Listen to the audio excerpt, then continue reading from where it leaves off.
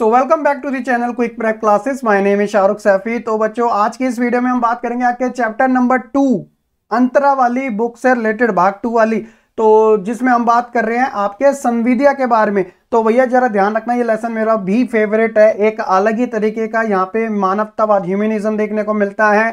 Character play जो हो रहे हैं उनके बारे में आप जानते हैं अच्छे तरीके से। जी हाँ, तो ये गद्य भाग का जो कहानी से रिलेटेड है, ठीक है। मोस्ट वैल्यूबल एमसीक्यू हम यहाँ पे कवर करवा रहे हैं। इससे पहले मैंने आपको चैप्टर नंबर 1 जो था आपका प्रेम घन की छाया स्मृति, वो ऑलरेडी कवर करा दिया। अगर आपने नहीं देखा तो डिस्क्रिप्शन में उसका लिंक है। और साथ ही जो अंतराल भाग 2 है, जिसमें से आपके 2 लेसन मात्र पूछे जा रहे हैं, सूरदास और आरोहण, वो भी ऑलरेडी कवर है। लास्ट ही क्लास में मैंने करवा दिया था कल, तो आप डिस्क्रिप्शन में सभी चेक कर लेना। पीडीएफ इन सभी की एक साथ आपके लिए अपलोड कर दी जाएगी, आज ही करी जाएगी। जी हाँ बच्चों, आज ही आपके लिए सारी पीडीएफ अपलोड कर दी जाएगी। तो चलिए बिना किसी देरी के साथ शुरू करते हैं। चैनल पे नए हैं तो सब्सक्राइब कर दीजिएगा और बेल आइकन को प्रेस करना बिल्कुल ना भूलिएगा। टेलीग्राम ग्रुप ज्वाइन कर लेना, डिस्क्रिप्शन में उसका लिंक ऑलरेडी गिवन है। और अभी को वीडियो को प्लीज लाइक करना बिल्कुल ना भूले। चलिए क्वेश्चन नंबर 1 के साथ शुरुआत करते हैं। देखिए बच्चों, संविद्या कहानी के लेखक कौन है? हर बार बोलता हूं कि राइटर से रिलेटेड एक नया क्वेश्चन जरूर पूछा जा सकता है। अगर इनकेस आया तो भैया क्यों छोड़ना, सारे करके जाइए। जी हाँ,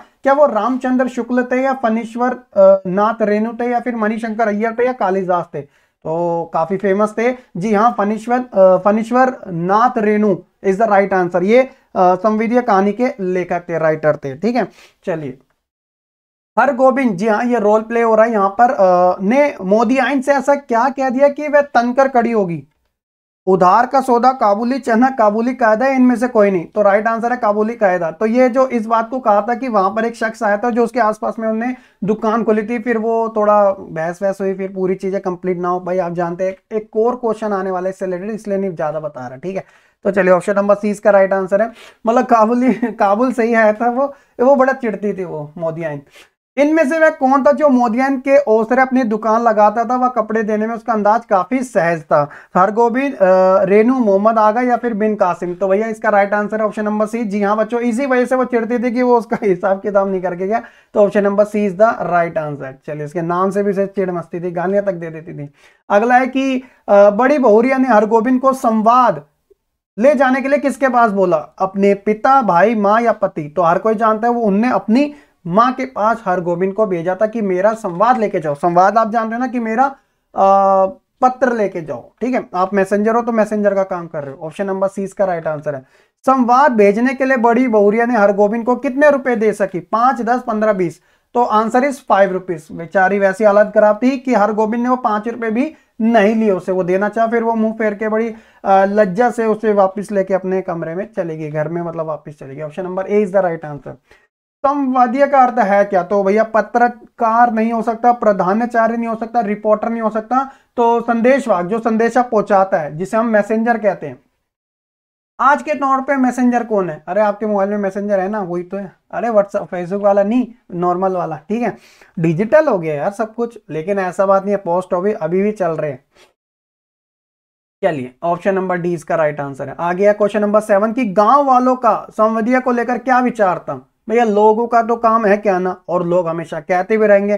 तो गांव वाले संवादीय को लेकर क्या बोलते थे? क्या ये निठल्ला है, क्या ईमानदार है, वफादार है, इज्जतदार है? अगर ईमानदार है तो फिर वफादार भी होगा, अगर वफादार है तो फिर इज्जतदार भी होगा। तो ये तीनों चीजें वैसे नहीं कहते थे, वो तो उसे निठल्ला समझते थे। ये तो बस काम ही ऐसा है। अब लोगों के तो जितने में उतनी बातें। तो option number A is the right answer. ठीक है, आज के समाज में भी ऐसी चीजें होती हैं, आपको क्या लगता है? पेया पढ़ू दाढ़ी धरू, ये पंक्ति संबंधित है किससे? बड़ी बहुरिया से, हरगोविंद से, आगा से, मुआदिन से? तो इसका राइट आंसर है बच्चों हरगोविंद से। कितने बच्चे जानते हैं कि पेया पढ़ू दाढ़ी धरू ये इसका मतलब क्या है? कोई मुझे बता सकता है? मेंटी में हमने डिस्कस किया था आई थिंक। ठीक है, चलिए। हरगोविंद ने अपने पास बैठे यात्री से सवाल करने पे उसका स्वभाव, नेचर उसको कैसा लगा? सहज, सच्चा, जिगर या फिर चिड़चिड़ा? तो भैया वो तो काफी चिड़चिड़ा था। फिर उसने बोला भैया इससे तो थोड़ा दूर ही रहना चाहिए, मतलब ये यात्रा का मजा ही खराब कर देगा। तो उससे वो काफी चिड़चिड़े भाव का था। एक सवाल पूछो, अजीब सा आंसर दे रहे हैं। Option number D is the right answer. Cunning जिसे हम कहते हैं। संवाद पहुंचाने के सफर में हरगोविंद को क्या क्या चीजें रिकॉल हो रही थी, रिमेंबर आई जा रही थी? जगह का ठिकाना कहां पर है ये, या बहुरिया के द्वारा जो संवाद था ये, मुआदिन से मजाक जो उन्होंने किया था, या यात्री की फिक्र, ये जो बगल में बैठा था उसके? तो आंसर इसकी बहुरिया ने जो उसे संवाद बताया था कि मतलब अपनी एक दयनीय स्थिति के बारे में बताया था, वो बार बार ना चाहकर भी उसके माइंड में रिकॉल हो रहा था कि वो कैसे प्रेजेंट करेगा बहुरिया का संवाद उसकी मां के सामने। ठीक है, तो ऑप्शन नंबर बी इसका राइट आंसर होगा। चलिए आगे देखते हैं कि जब हरगोविंद बेहरपुर स्टेशन पहुंचे तो उसके मन में कैसे कैसे सवाल उत्पन्न होने लगे। गांव की लक्ष्मी, गांव की इज्जत, संवाद सुनाने की हिम्मत या ऑल ऑफ द अबव। तो सारी चीजें कि यार जो बड़ी बहुरी है वो तो गांव की लक्ष्मी है, वो गांव की इज्जत है, और मतलब अगर वो यहाँ से चली आएगी वगैरह तो क्या होगा, गांव वाले क्या कहेंगे वगैरह वगैरह सारी चीजें। और साथ ही संवाद सुनाने में उसकी हिम्मत कैसे होगी, जब वो संवाद सुना रहा होगा उसकी माँ को बड़ी बहुरिया की, तो वो कैसे मतलब प्रेजेंट कर पाएगा अपने आप को। बड़ा ज्यादा नर्वस हो रहा था। तो ये सारे ख्यालात आ ही रहते हैं। ठीक है, ऑप्शन नंबर डी इसका राइट आंसर है। चलिए आगे देखिए कि बड़ी बहुरिया के गांव अर्थात उसका ससुराल कहां पर स्थित था। देखिए फैक्ट बेस्ड क्वेश्चन है, कहानी के आधार पर, तो आपको ऐसे क्वेश्चन मार्क कर लेने चाहिए। ठीक है, तो रायगढ़, जलालगढ़, उत्तराखंड, जमशेदपुर। तो option number B is the right answer, Jalalgarh. ठीक है, आगे कि बड़ी बहुरिया का माता श्री हरगोबिंद से मुलाकात के बाद उदास क्यों होगी। संवाद को सुनकर, यह सुनकर कि संवाद नहीं आया, हरगोबिंद की दशा को देखकर, या ऑल ऑफ द अबव। तो देखिए संवाद लेके वो गए, जब उसकी माता ने, बड़ी बहुरी की माता ने ये पूछा कि बेटा संवाद आया, तो उसने बोला कि नहीं आया माता। हरगोविंद ने मतलब झूठ बोल दिया एक तरीके से। तो ये बात सुनकर उनको काफी दुख लगा, ओहो मेरी बेटी का कोई संवाद नहीं आया, जबकि वो आप रीजन बेहतर जानते हो। ठीक है, option number B is the right answer.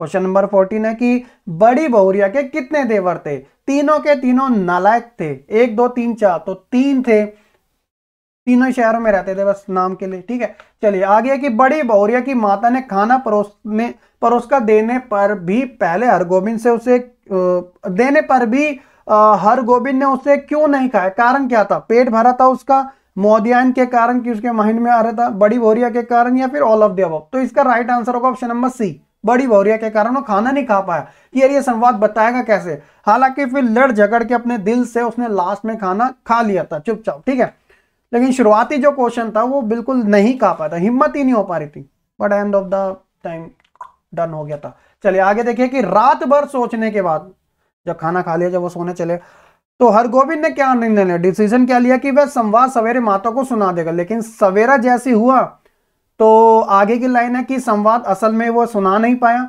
Hargobind की हिम्मत ही नहीं हुई, हरगोबिंद वापस जाने लगा, ऑल ऑफ द अबव। तो ऑल ऑफ द अबव, वो गया तो सही, वो होता है ना कि समटाइम हम जाते हैं, आज तो मेरे को वाइवा में सब कुछ आता है, जैसे आप ही बच्चों, अब तो मैं सारा बताऊंगा। जैसे सर ने पहला क्वेश्चन पूछा, अरे सर मेरा नाम मेरा वगैरह वगैरह हो जाता है ना समटाइम, बच्चा होपलेस हो जाता है। तो ऐसी सिचुएशन हुई थी उसके साथ, हरगोबिंद के साथ, वो कर ही नहीं पाया। ठीक है, चलिए ऑप्शन नंबर डी इसका राइट आंसर।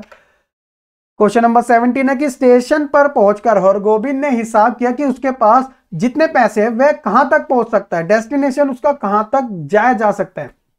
जैसे मेरे पास 20 रुपए, तो मैं कहां तक जा पाऊंगा, उसके आगे तो यार 30 रुपए लगेंगे, मेरे पास उतने पैसे ही नहीं है। कटिहार तक, सेमापुर तक, भेड़ागाड़ी तक, या रामगढ़ तक। तो इसका राइट आंसर होगा ऑप्शन नंबर ए, कटिहार तक, अगर चवन्नी चल जाए तो। ठीक है, ऑप्शन नंबर ए इसका राइट आंसर है।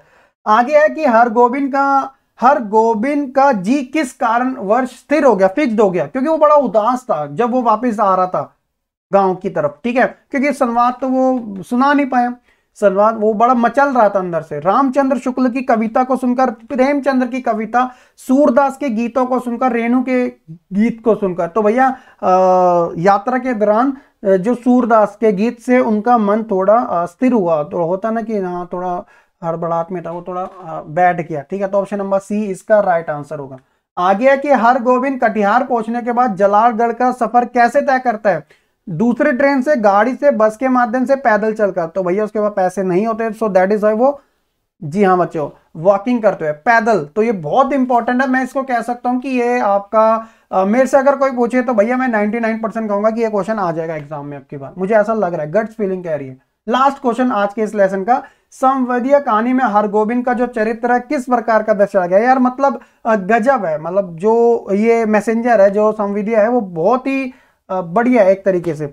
एक निठल्ला, एक पेटू, एक कामचोर, एक साहसी। तो भैया देखिए, गांव वालों की नजर में बेशक वो निठल्ला, पेटू, कामचोर हो सकता है, लेकिन इस कहानी के संदर्भ में आप मुझे बताइएगा कि उसका कैरेक्टर कैसा है। आप गांव वालों की बात पे ज्यादा भरोसा करोगे, या फिर इस पूरे स्टोरी के अंदर आपको उसके बारे में क्या फीलिंग आती है? तो एक साहसी है, एक वो साहसी है कि एक ऐसी औरत के लिए जो कि विधवा हो चुकी है, उसको ऐसी हालात में नहीं देख सकता, उसके लिए क्या क्या कर जाता है। तो ऐसे इंसान एक साहसी होते हैं। तो ऑप्शन नंबर डी इसका राइट आंसर है। अगर आप गांव वालों के साथ जाना चाहते हैं तो आप चले जाइएगा, लेकिन आपका राइट आंसर वैसे भी नहीं होने वाला। तो ऑप्शन नंबर डी इसका राइट आंसर है। तो ये चलिए 21 क्वेश्चन भी है, ठीक है, अच्छी बात है कि बड़ी भौरिया में भौरिया का अर्थ क्या समझाया गया, इंपॉर्टेंट है, माफ करना।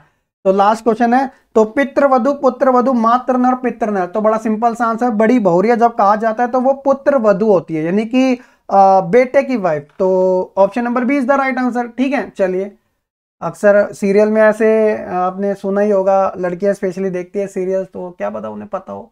तो चलिए, ये था हमारा टॉप 21 क्वेश्चन इस लेसन से रिलेटेड। होप्स हो कि आपको पसंद भी आए होंगे। तो वही बात है, टेलीग्राम ग्रुप में इसकी पीडीएफ अपलोड आपके लिए कर दी जाएगी, ज्वाइन कर लेना। ऑलरेडी यहाँ पर 4850 से ज्यादा स्टूडेंट्स हैं। Content, CBSE update, quiz, video link, playlist, सभी चीजें यहाँ पर आपको आराम से मिल जाती है। डिस्क्रिप्शन में लिंक है। होप्स हो कि आपको ये वीडियो पसंद आई होगी। अब हमारा सिर्फ एक लेसन रह गया गद वाले पार्ट से, सुमरेनी के मन के। बड़ा अच्छा लेसन है, 3 लेसन है उसके अंदर। बाकी बात करेंगे जब वो वीडियो आएगी। ठीक है, आज ही आएगी, ऐसी बात नहीं है।